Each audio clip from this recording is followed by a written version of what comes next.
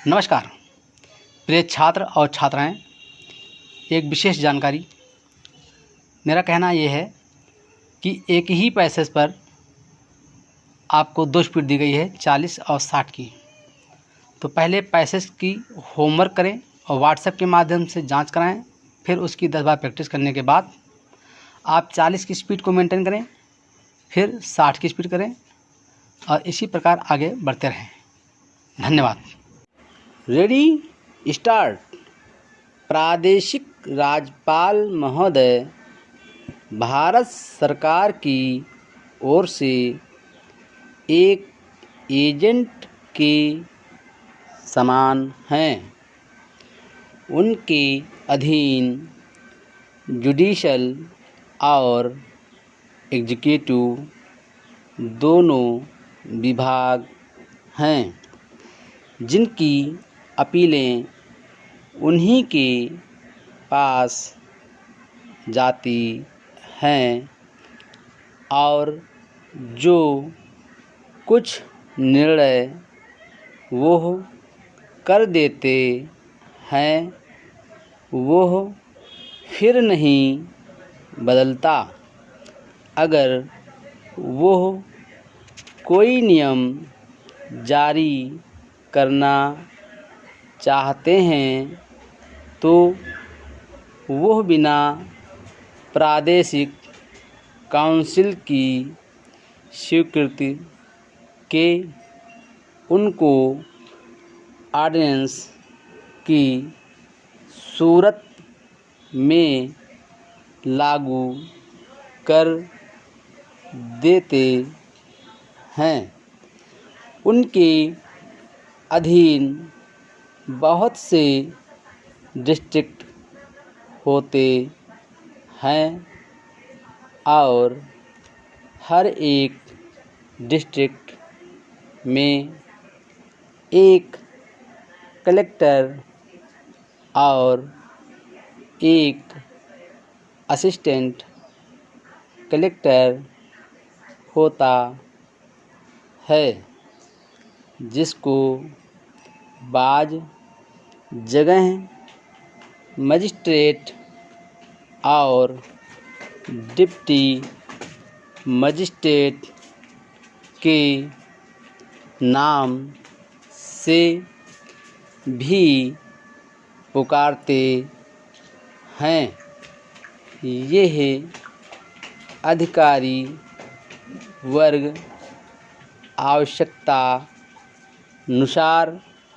रियासतों और अन्य सूबों में डेपुटेशन पर भेज दिए जाते हैं और अवधि समाप्ति पर फिर वापस बुला लिए जाते हैं। छोटे छोटे डिस्ट्रिक्ट में भी एक डॉक्टर और एक डिस्पेंसरी का होना आवश्यक है। डॉक्टर का यह काम है कि जितने रोगियों को देखें उनके नाम रजिस्टर में लिखें और साल भर के बाद एक रिपोर्ट अपने अफसर के पास भेजें।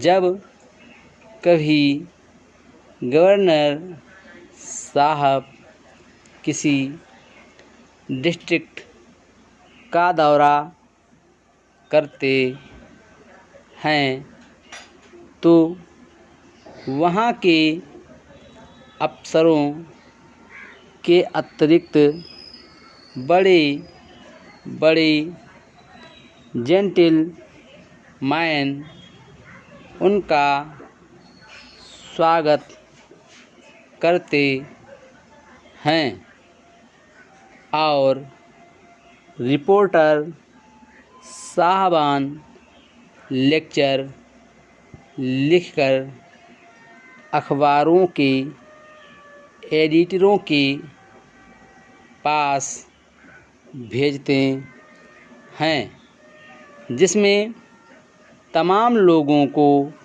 दौरे का हाल मालूम हो जाता है। प्रत्येक देश का विधान वहाँ की जनता के अधिकारों का वह पवित्र घोषणा पत्र है जिसके द्वारा वह स्वयं शासित होती है और अपने अपने अधिकारों का उपयोग भी करती है।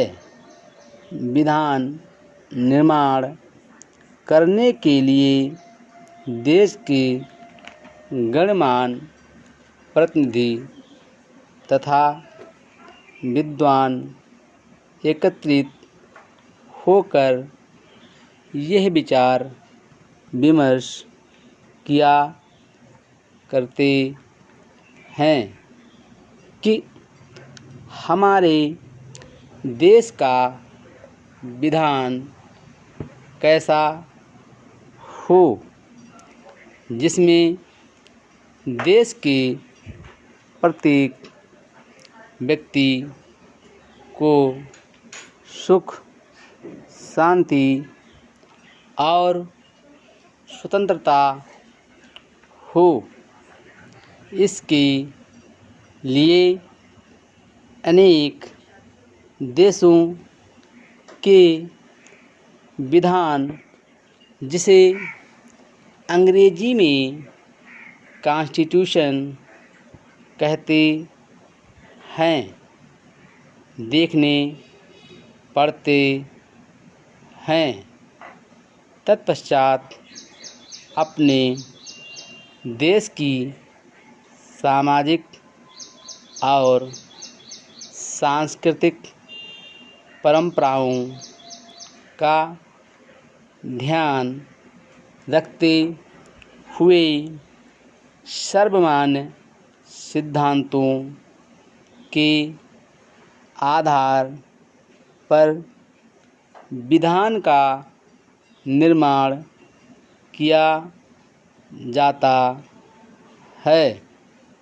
विधान कार्यान्वित होने पर यदि कोई व्यक्ति विधान की अवहेलना करके उसके विरुद्ध कोई कार्य करता है तो वह देशद्रोह करता है।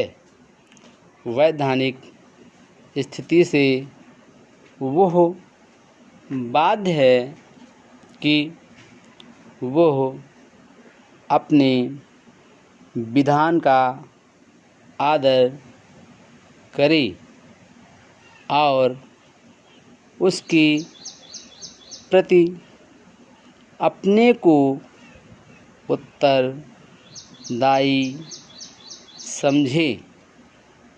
देश के प्रत्येक नागरिक को यह आवश्यक है कि वह विधान के प्रति अपने कर्तव्यों का पालन करे।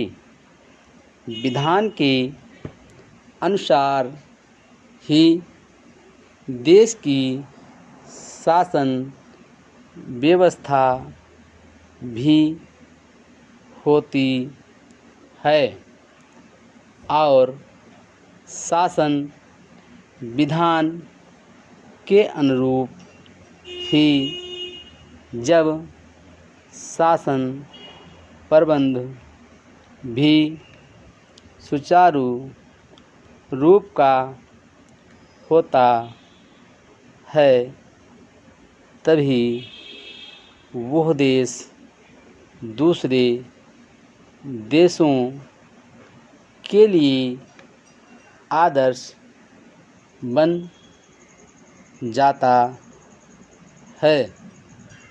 Full stop.